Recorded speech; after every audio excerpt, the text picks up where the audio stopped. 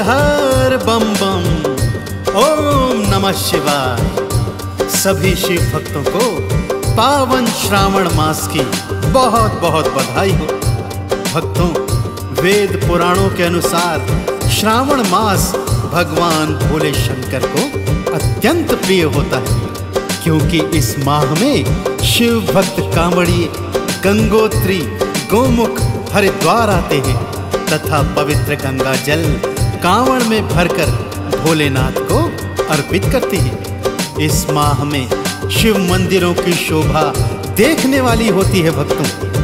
तो आइए आज मैं आपको पावन पवित्र कांवड़ गाथा संगीतमय रूप में सुनाने जा रहा हूँ। तो एक बार बड़े प्रेम से बोलिए, बोलिए शंकर भगवान की।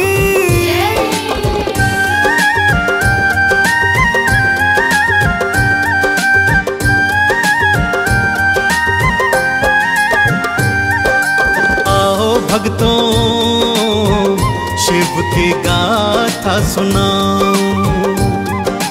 आओ भक्तों, शिव की गाथा सुनाओ। सावन में क्यों कांवड़ लाते, सावन में क्यों कांवड़ लाते भक्तों तुम्हें बताऊं। आओ भक्तों, शिव की गाथा सुनाओ। आओ भक्तों, शिव की गाथा सुनाओ।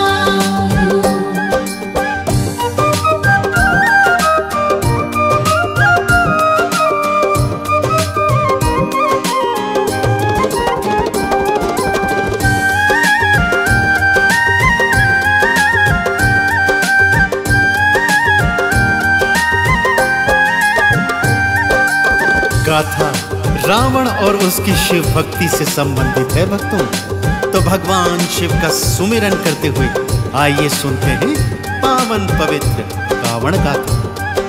रावण भगवान शिव का अनन्य भक्त था। उसके मन में परम इच्छा थी कि वो भगवान शिव को सदा सदा के लिए लंका में ले जाए। इस हेतु उसने भगवान शिव की घनघोर तपस्या की और यहाँ तक कि उसने एक एक कर अपने 9 शीश भगवान के चरणों में समर्पित कर दिए थे। इस पर भगवान शिव प्रकट हुए और रावण ने उन्हें वरदान स्वरूप सदा सदा के लिए लंका में बसने का अनुरोध किया और प्रभु ने ये स्वीकार भी कर लिया। आगे क्या होता है आइए सुनते हैं। बोला रावण शंभु स्वामी, आप दानियों के दानी, मेरी भक्ति को मान दीजिए, भोले ये वरदान दीजिए। मेरे संग लंका को चलिए और सदा को वहाँ पे रहिए। जीवन भर दर्शन करूँगा, कृपा से झोली में भरूँगा। शिव जी फिर वरदान दीने, शिव जी फिर वरदान दीने, तुमरे संग में जाऊं। आओ भक्तों, गाथा शिव की सुनाओ।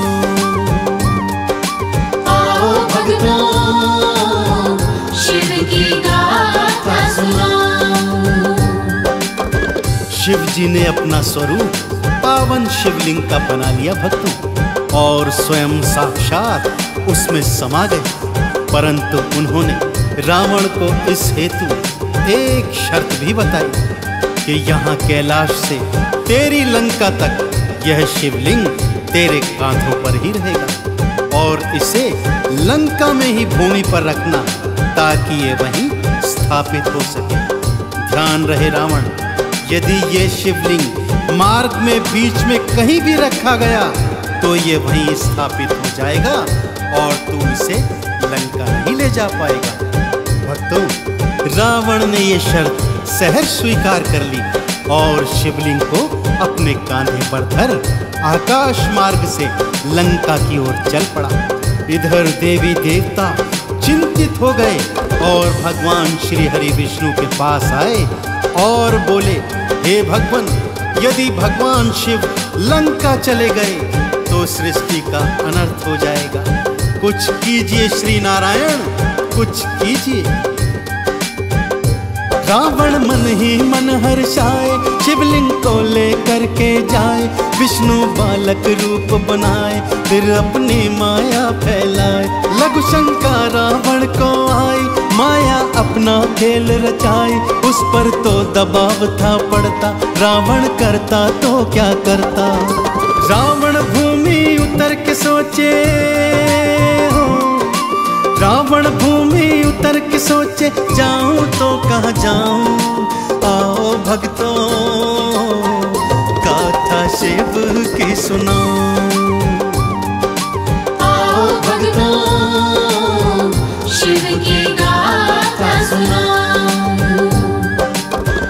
शिवलिंग कांधे पर उठाए, रावण लघु शंका के दबाव से भारी परेशानी झेल रहा था। भक्तों सोच रहा था, जाऊं तो जाऊं कहां, करूं तो करूं क्या।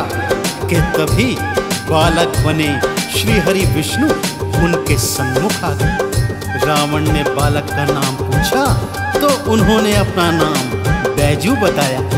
रावण ने बालक से आग्रह किया कि वो थोड़ी देर के लिए ये शिवलिंग अपने हाथों में धारण कर ले। वो लघु शंका से निवृत्त होकर स्नान करके शीघ्र ही वापस आएगा। परंतु यह आश्वासन भी लिया कि जब तक वो वापस न आए, शिवलिंग को वो बालक भूमि पर न रख दे। श्री हरि भक्तों यही तो चाहते थे। रावण के जाते ही उन्होंने क्या माया रचाई, आइए ये पावन कथा सुनते हैं। रावण लघु शंका को जाए, बालक को शिवलिंग पकड़ाए। निवृत्त होकर के मैं आऊं, शिवलिंग को वापस ले जाऊं। विष्णु हरि ने खेल रचाया, शिवलिंग को भूमि धरवाया। शिवलिंग वहीं स्थापित कीना, खुद को अंतर ध्यान थकीना। रावण भूमि शिवलिंग देखा, रावण भूमि शिवलिंग देखा, सोचा मैं मर जाऊं। आओ भक्तों शिव की गाथा सुनाऊं। आओ भक्तों शिव की गाथा सुनाऊं। रावण जब लघु शंका से निवृत्त होकर स्नान करके वापस आता है तो क्या देखता है कि वो बालक अंतर्धान हो चुका है और शिवलिंग भूमि पर स्थापित हो गया है। उसके प्राण उसके कंठ में आ गए। भक्तों विक्षिप्तों की तरह शिवलिंग को उठाने का प्रयास कर रहा है, परंतु भगवान शिव की शर्त अनुसार शिवलिंग वहीं स्थापित हो चुका था। भक्तों उसके मन में एक उपाय आया। वो कांवड़ में जल भर भर कर लाता और शिव जी को स्नान कराता। स्नान कराते कराते भगवान शिव के स्तोत्र, आरती, चालीसा और मंत्र का जाप करता रहता।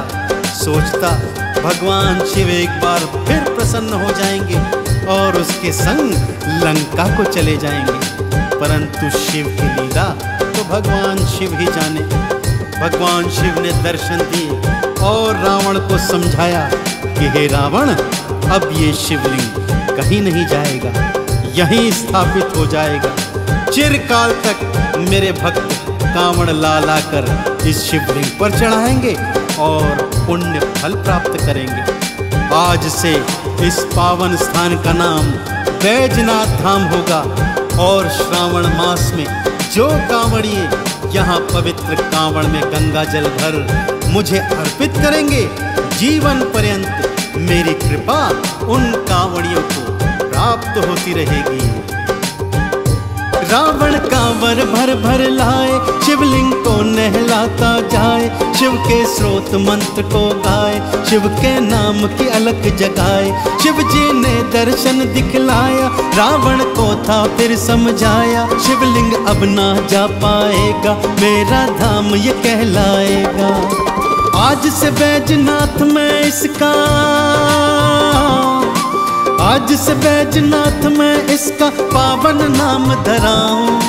आओ भक्तों शिव की गाथा सुनाऊं। आओ भक्तों शिव की गाथा सुनाऊं। तब से भक्तों शिव भक्त कांवड़िए श्रावण मास में पवित्र कांवड़ में गंगा जल भर भर कर लाते हैं और पवित्र शिवलिंग को नहलाते हैं। भांग, धतूरा, बेलपत्र, अक्षत, चंदन, दूध, दही और घृत से शिवलिंग का अभिषेक कर भगवान भोलेनाथ की परम कृपा को प्राप्त करते हैं। तो आप भी यदि भगवान शिव की कृपा को प्राप्त करना चाहते हैं तो जीवन में एक बार कांवड़ भरकर अवश्य लाइएगा और शिवलिंग को गंगा स्नान करवाइएगा। आप सभी को भगवान शंकर की अनुपम कृपा अवश्य प्राप्त होगी। तो एक बार फिर बड़ी श्रद्धा और प्रेम से मेरे साथ बोलिए, बोलिए शंकर भगवान की। शिव की कृपा पाना चाहो कांवड़ एक बार लाओ, गंगा जल से फिर नहलाओ, बेल धतूरा भांग चढ़ाओ, दूध दही और पुष्प चढ़ाओ, घी से लेपन भी करवाओ, शहद से अभिषेक करवाओ, भक्तों चंदन तिलक लगाओ। शिव के चरणों में मैं भक्तों, शिव के चरणों में मैं भक्तों बारी बारी जाऊं। आओ भक्तों गाथा शिव की